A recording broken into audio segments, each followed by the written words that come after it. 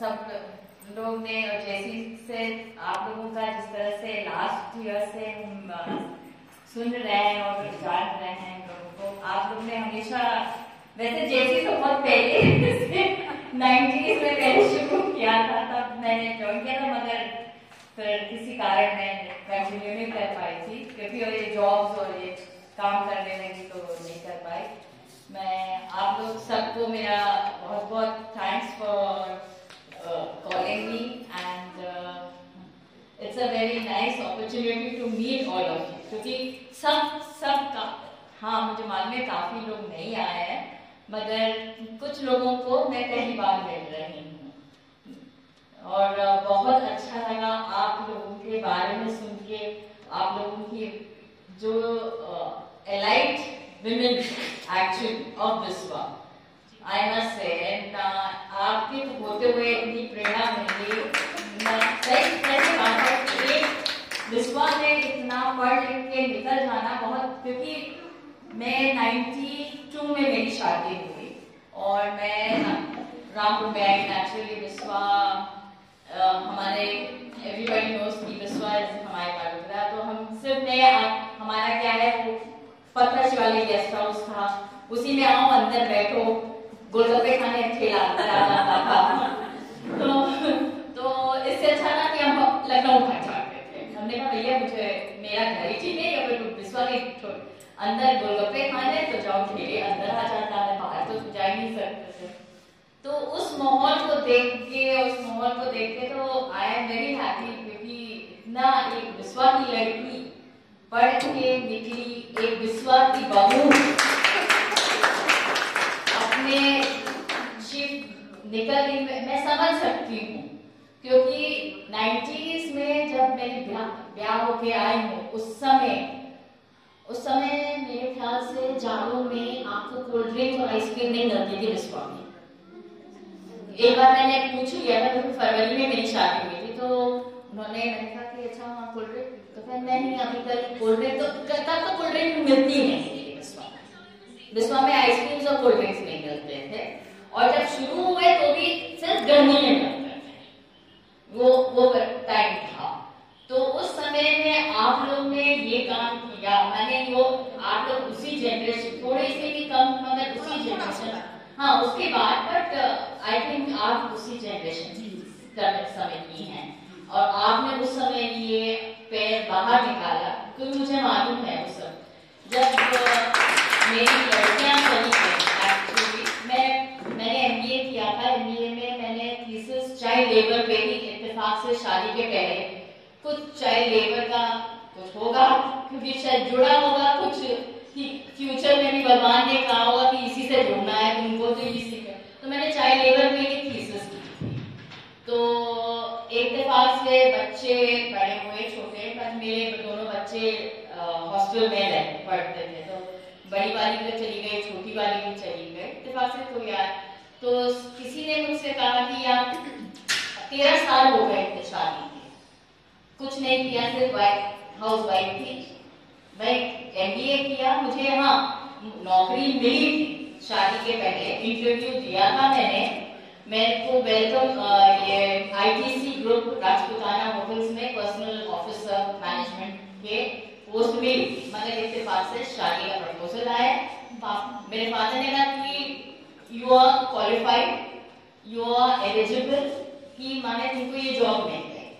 मगर अब मुझे मेरा काम करने दो, आप शादी कर लीजिए। और वाकई में उन्होंने कहा कि देखो एजुकेशन हमें ऐसी दी है कि तुम कभी भी होगा तो तुम कर लोगी, तो अब तुम एंड 13 साल बाद वो एजुकेशन वो मेरे काम आएगा। वो भी एक, आप लोग तो फिर भी बिस्वा में है, आप तहसील में रहते हैं, जो मेरे यहाँ आ चुका है,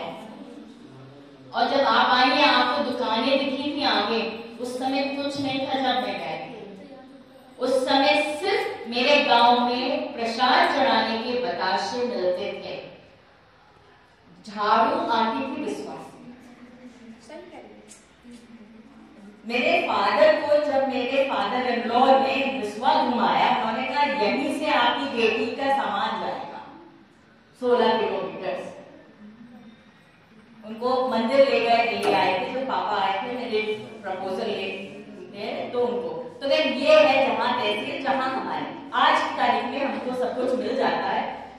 ऑब्वियसली क्वालिटी वो,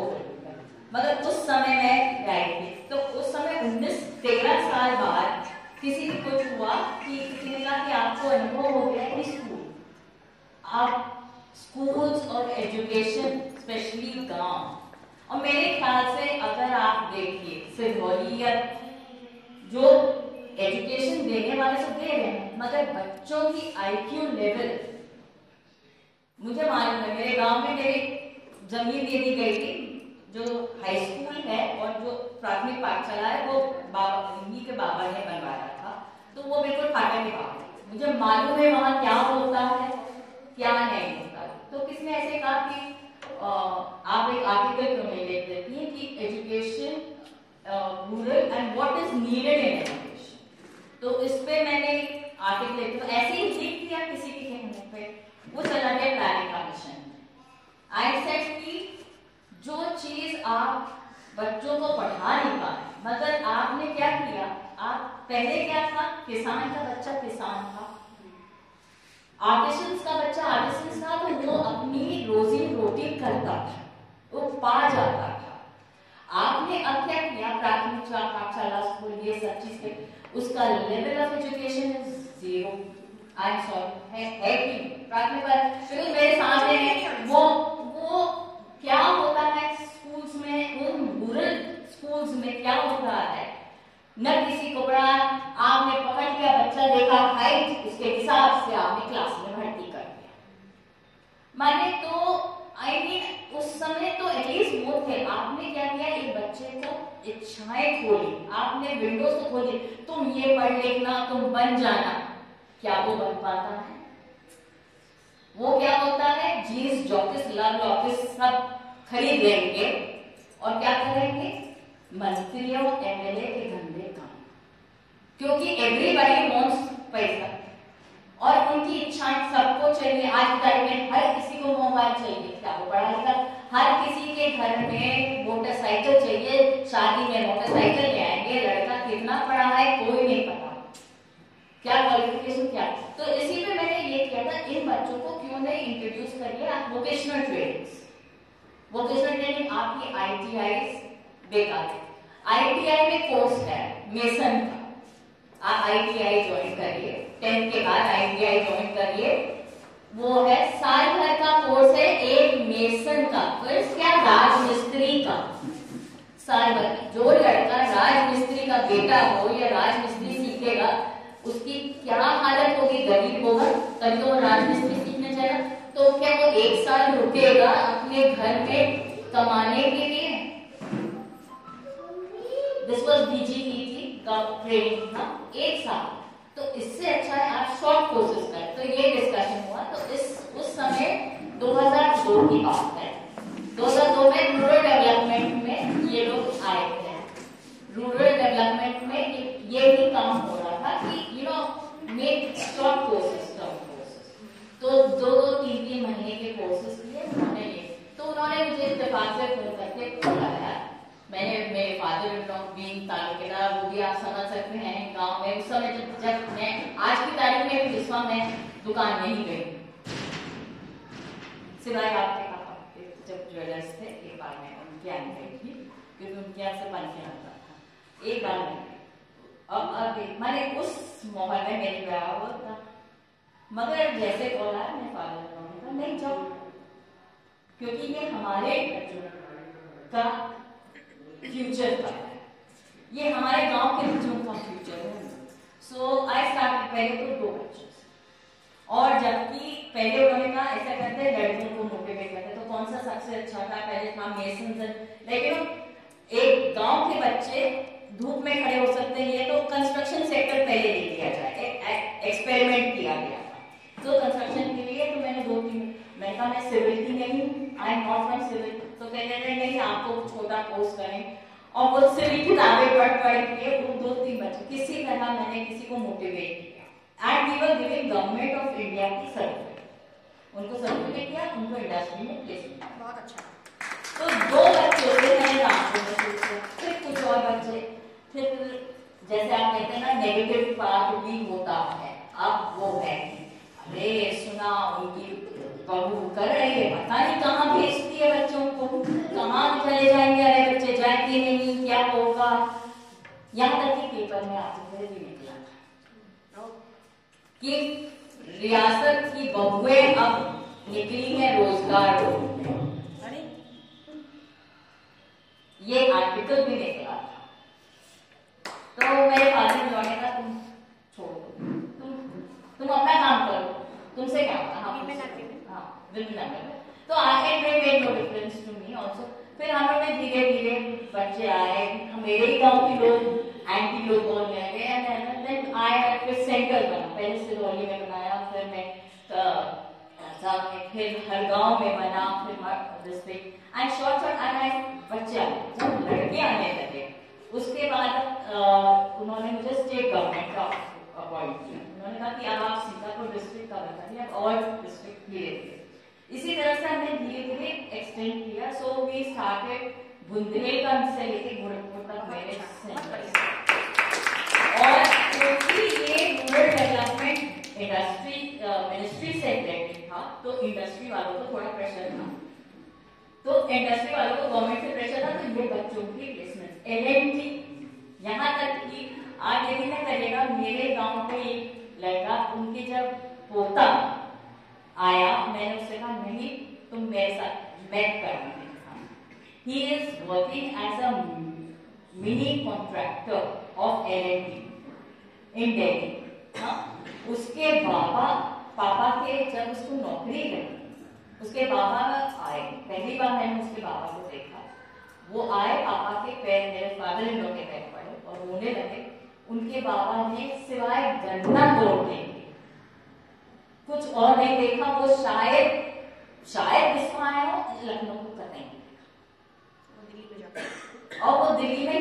नहीं, उसने पहले एलएनटी में काम किया। Today he is a mini contractor of L N T and that is a very big. उसने जब पहली बार आया तो अपने जैसे था, दूसरी बार आया थी अपने, एक बार आया मुझे भाभी राखी के समय आया, एंड यू वोंट इमेजिन मेरे आंख में आंसू आए, क्योंकि उसने कहा मैं अपनी बहन के लिए कुछ लाया हूँ, क्या ये सही है। He opened it, it was a Tanish का पेंटिंग।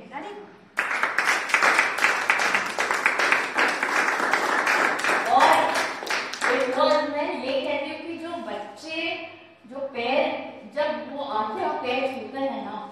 और तब वो जो खुशी है वो नहीं मिल पाती, चाहे पैसा हो, चाहे कुछ हो जाए। और एक गरीब आदमी की मैं सोचती हूँ, अगर मेरे बच्चे या मेरे लिए कुछ खुशियां आती मेरे घर में, तो मैं सोचती हूँ शायद उनका जो उन्होंने मुझे दुआ कही और थैंक यू कहा होगा। I think that is what I have got, you know. फिर उसके बाद हमने वुमेन एम्पावरमेंट शुरू किया in the centres only, skill development में वी स्टार्टेड विद सिलाई कढ़ाई, देन वी स्टार्टेड, फिर लड़कियां आने लगी हमारे पास, कई लड़कियां आई कि हम भी करना चाहते हैं, तो what we did is beautician courses. फिर डॉक्टर लाइक मेडिकल में जाने के इच्छुक है but they are not up to the date of medical, तो एक छोटा कोर्स है called nursing, this bedside assistance. Like आपको हॉस्पिटल में बेड साइड असिस्टेंस चाहिए होता है, आपको घर, आजकल तो घरों में, तो 3 महीने के ladies boys, you know, short courses, जो जिनको मेडिकल का वो भी उत्साह है मेडिकल, तो they are attach to that. तो धीरे धीरे जब वो कमाने लगते हैं फिर they go up, like you know. सबसे बड़ा अगर वो है तो मैं इसीलिए ये सब आपको इसलिए बता रही हूँ। फिर उसके बाद जब एलिको कंपनी मिस्टर गर्ग उन्होंने सुना तो ही केम टू मी, उन्होंने मेरे, वो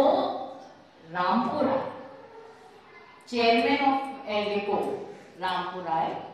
मेरे यहाँ आए, मुझसे वो मिले, मेरे फादर लॉ से मिले। उन्होंने कहा कि हमारा जो CSR तो कॉर्पोरेट रिस्पॉन्सिबिलिटी जो हर इंडस्ट्री को देनी पड़ती है, क्या आप करेंगे हमारे कंस्ट्रक्शन साइट्स की जितने भी रिफॉर्म्स कर पाएंगी। तो I suppose as a director for secretary, तो